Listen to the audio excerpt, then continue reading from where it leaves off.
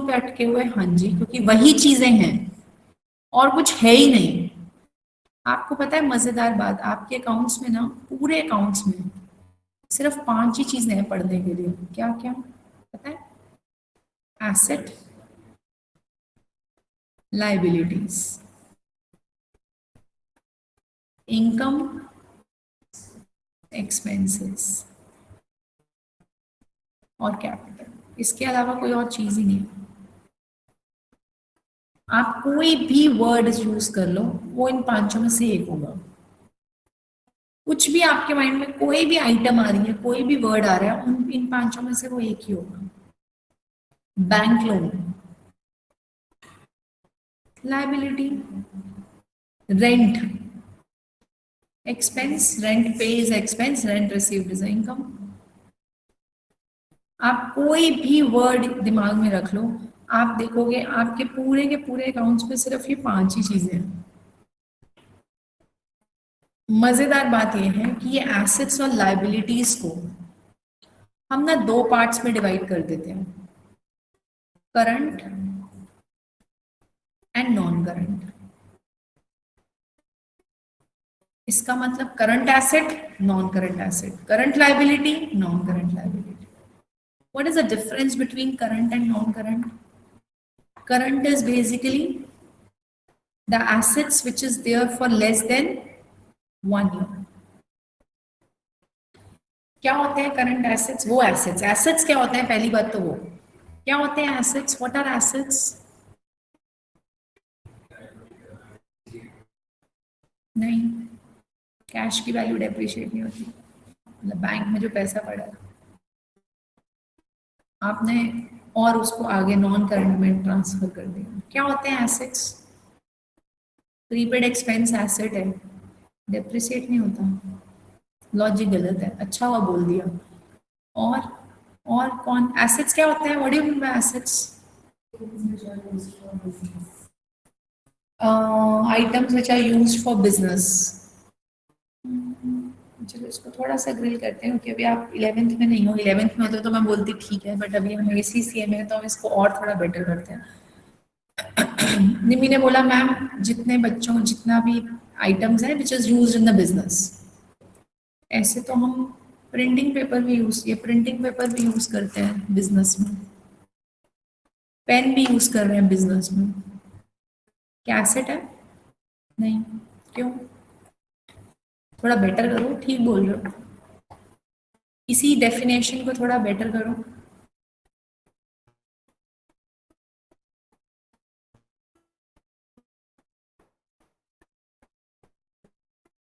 Business को value देने के लिए, वो तो कोई भी खर्चा बिजनेस को वैल्यू दे रहा है।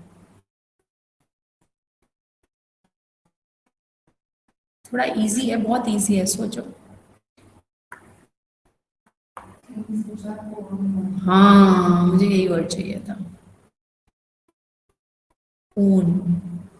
जो बिजनेस का वो एसेट, जो बाहर वाले का ओ, बिजनेस का हक is also an asset, right? It's not necessary कि आपका सिर्फ बिजनेस कोई चीज होगी, जरूरी नहीं है कोई चीज हो, आपका हक भी हो सकता है। अगर बिजनेस ने रेंट 6 महीना एडवांस में किसी को दिया हुआ है, क्या सामने वाला 6 महीने पहले से बिजनेस से आपको आउट कर सकता है? नहीं कर सकता। Business owning a right which is called as prepaid expense, इसीलिए प्रीपेड एक्सपेंस को एसेट साइड दिखाते हैं। कभी ध्यान में नहीं, कभी दिमाग में नहीं आया प्रीपेड एक्सपेंस को क्यों एसेट साइड दिखाते हैं? प्रीपेड एक्सपेंस को एसेट इसलिए साइड दिखाते हैं, वो एक्सपेंस जिसका पैसा आपने एडवांस में दे दिया है, कोई तुम्हें अपनी जगह से हटा नहीं सकता। You are owning a right to stay at the place for so many months. कभी एयरपोर्ट जाओ तो प्रीपेड टैक्सी होती है ना? प्रीपेड टैक्सी का क्या कॉन्सेप्ट होता है? आप एयरपोर्ट से निकले, आपने टैक्सी बुक कराई, पहले पे किया, बाद में सर्विसेज ली। टाइमिंग डिफरेंस तो है ना? पे पहले, सर्विस बाद में। हाँ, वो तो बैक टू बैक होता है क्योंकि तुम्हें घर आना होता है तो यही ना? पे नाउ, सर्विसेज लेटर। क्या वो अंकल जी आपको मना कर सकते हैं? You are owning a right. You have a asset in your hand कि तुम उनकी सर्विसेज ले सकते हो.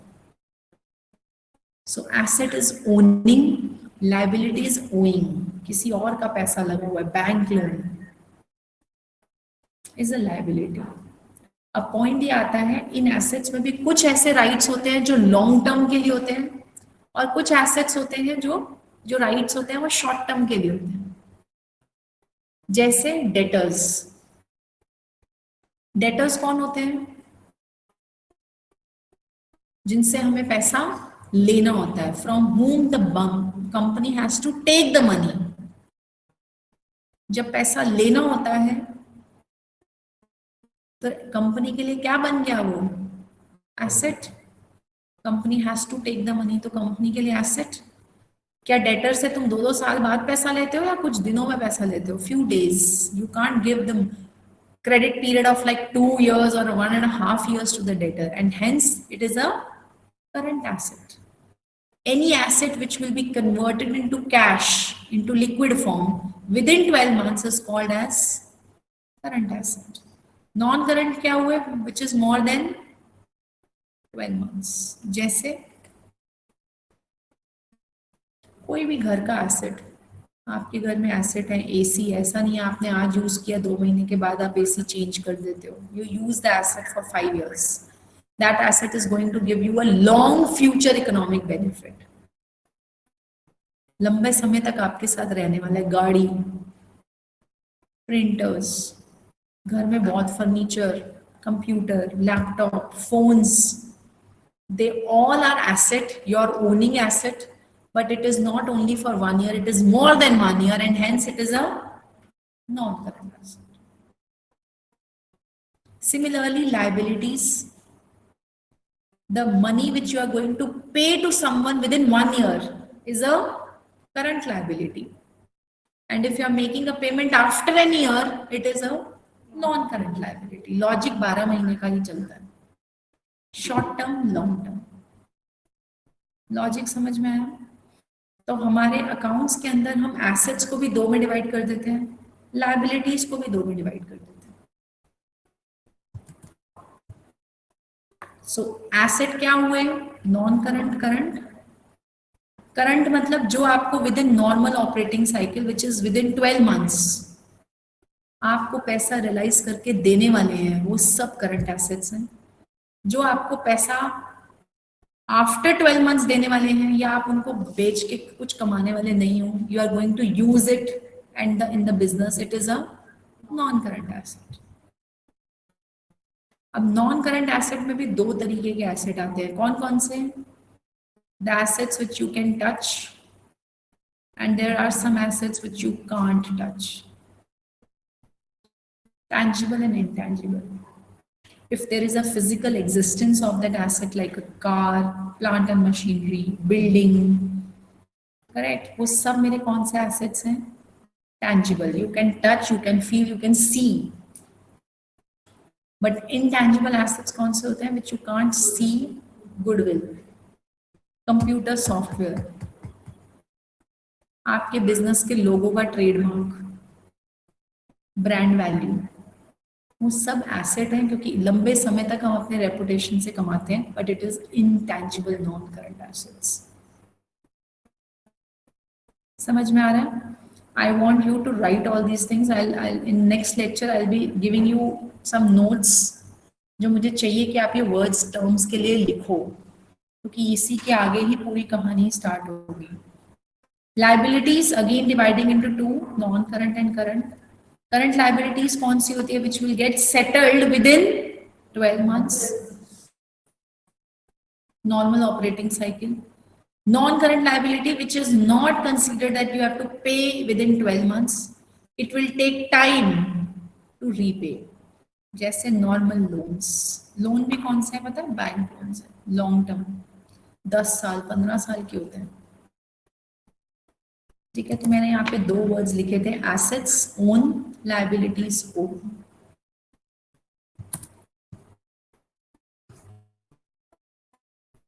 You need to classify these items into current and non-current. कर सकते हो?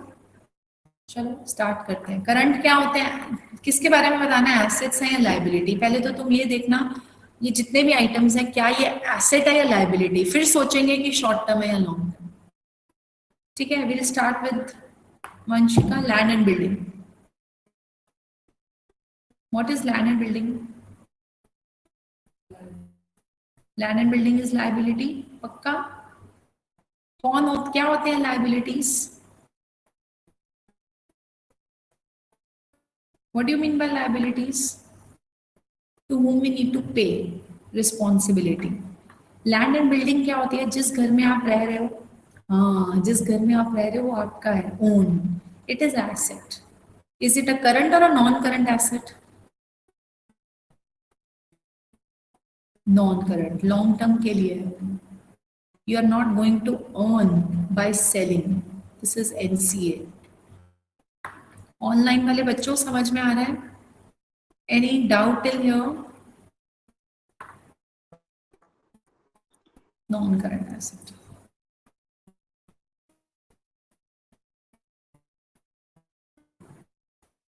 Any doubt?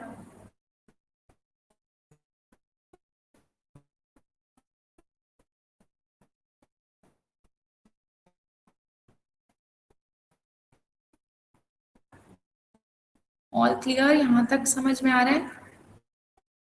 ठीक है, रिसीवेबल्स, रिसीवेबल्स करंट एसेट्स। कभी ना समझ में आया ना तो रिसीवेबल के अंदर इसका आंसर है, कैसे? Ability to receive. पेबल को कैसे बोलते हैं? एबल टू पे, बाहर वालों को पे करना। तो रिसीवेबल मतलब क्या हुआ, एसेट। रिसीवेबल मतलब डेटर्स, उनको पैसा देना लेना होता है उनसे, तो इतना टाइम तो उनको दोगे नहीं, it is a current asset. Cash, हाथ में जो पैसा है वो तो ऑलरेडी आपका है एसेट, और वो तो क्विक मनी है, कुछ भी जाके खरीद लो, करंट एसेट।